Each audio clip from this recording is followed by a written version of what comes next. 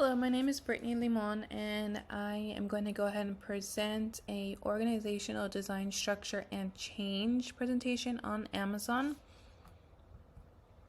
So let's go ahead and go over the objectives first. So we're going to go ahead and talk about identifying Amazon's issues, ramifications, consequences, their organizational structure, culture, Cotter's model, challenges, and then lesson learned. So first, let's go ahead and just do a brief overview on Amazon. Amazon, over the past couple of years, they have expanded quite quickly. They have grown over the past couple of years, especially during the COVID time, in regards to where they deliver and what kind of products they offer. It has grown extremely.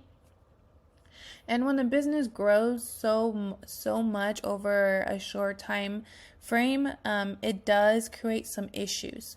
So let's go and talk about the major issues. The major issues with Amazon is going to be employment. It's going to be in regards to recruiting new people, new employees, and then also retention, keeping those employees. Amazon has an issue with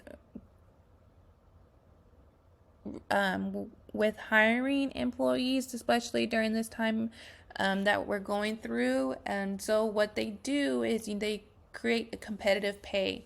Amazon has been known to go ahead and recently they are increasing their pay to encourage employees to come and work for them.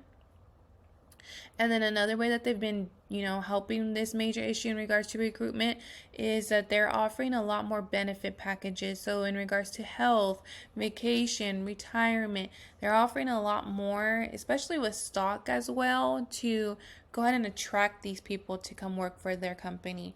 And then keeping the employees happy and wanting to work with Amazon has been an issue just because Amazon is very focused on customer satisfaction, customer service. So they do end up overworking their employees at times, especially during the COVID time. They saw a huge increase in regards to orders. So they did have a lot of their employees work a lot of overtime. And with that, it does create a stressful environment to work at because you are being nonstop working. You're having to meet these goals. You're having to, ensure that the company is providing great customer service, and it just creates a stressful environment. A quote that I liked is that we know that our employees and candidates have choices as to where they can work, but we regularly review our compensations and benefits to ensure that our offerings are competitive. So they are working on creating that competitive pay, that salary to attract workers. Ratification. So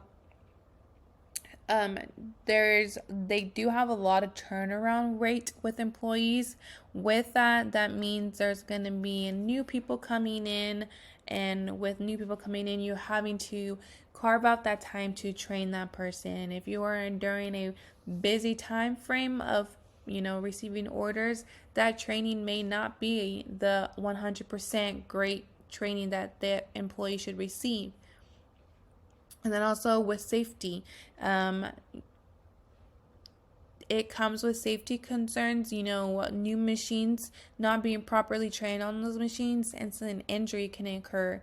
Then again, that also will take effect for the working conditions, creating that stressful work environment, unsafe working conditions due to the lack of training and all these new employees. With that, it leads to consequences. When there is really bad working conditions, it does lead to a negative culture. When employees are not trained right, it can lead to the safety concerns. It can lead to safety issues, and then that can create a lawsuit. If someone doesn't know how to operate a machine and they get hurt, then a lawsuit can happen. And then if you won't receive support, Amazon won't receive support from the community if it's known that they are mistreating their employees. No one wants to support a company that doesn't appreciate their workers. And then just also again back to the retention, they lose employees, and then they lose employees that are fairly young, and they can grow and they can prosper. But we're losing those employees because we're overworking them, we're stressing them out, we're not keeping them safe. The groups at the way that Amazon is structured, so you have the main CEO, and up on the bottom of that you have your your VP, you have your leaders in regards to different departments. And then behind under that you have managers in charge of a certain group in that department, and then you have another group under you, and you have another manager in charge of that group. So it's just a continuous group management kind of organizational structure. And then the way that it's created is that within that department, managers will go ahead and group employees that they see that they have the same skills. That way they can work together and meet the goals that is needed. And then again, like how you can see in the organizational structure, the departments are broken up into groups. And so, yep, that's how Amazon is, their structural organization is. And then with culture, again, Amazon is very big on customer satisfaction. So that means that does lead to employees being burned out, overworked, overwhelmed, unhappy. And then, but with that, it also does create innovation. You will have those employees that do appreciate always being busy, and then they create a new procedure or process for themselves to be able to get over those bumps, over those challenges. So it is a kind of like a seesaw with their culture. There is some negative, but there are also some positive culture in there. Again, with the innovation employees, they do have the opportunity to solve problems that are coming up. And then they also can come up with solutions themselves, and then they continue to grow like that. In this picture, you will see the circle representing Amazon's culture. So you have the selections where they go ahead and select employees, what kind of employees they want working for them, what kind of products they want to go ahead and sell, and then the price. What should we be pricing these items at? What should the shipping be? What's going to be beneficial for stockholders or for the main big company? So principles, Amazon's principle, again, it's on customer obsession. They are very obsessed with ensuring that they have great customer service. They again, innovation. They do love when employees can think on their feet, can solve problems on their own,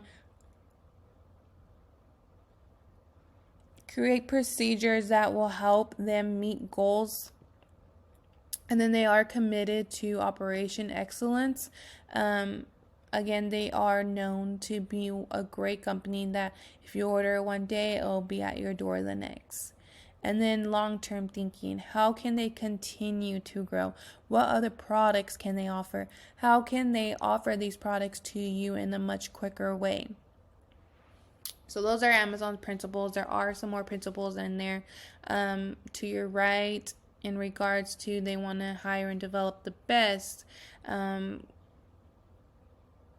They want employees to learn and be curious, so that way it creates that innovation, those new ideas.